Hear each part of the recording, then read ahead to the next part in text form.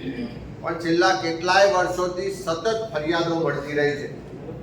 સતત આક્ષેપો પણ થતા રહ્યા છે કે આ સહકારી સંસ્થાઓમાં ભરતીમાં વાલા દાલાની નીતિ થાય છે,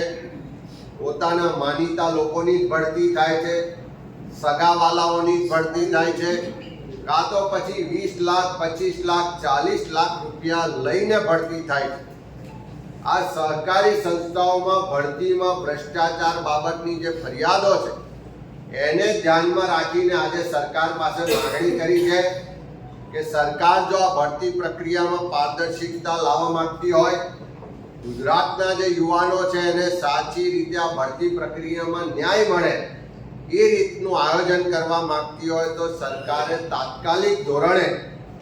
સહકારી સંસ્થાઓની ભરતી માટે એક અલાયદું બોર્ડ બનાવવું જોઈએ અને જેવી રીતે ગૌણ સેવા પસંદગી આયોગ અને અન્ય સંસ્થાઓ જે ભરતી પ્રક્રિયા કરે છે એ જ રીતે પારદર્શક રીતે સહકારી સંસ્થાઓમાં પણ ભરતી થાય, કોઈ પણ જાતનો ભ્રષ્ટાચાર ના થાય અને અત્યારે જે યુવાનોને અન્યાય થઈ રહ્યો છે, ભેદભાવનો ભોગ બનવું પડે છે, એનાથી એને રાહત મળે, ન્યાય મળે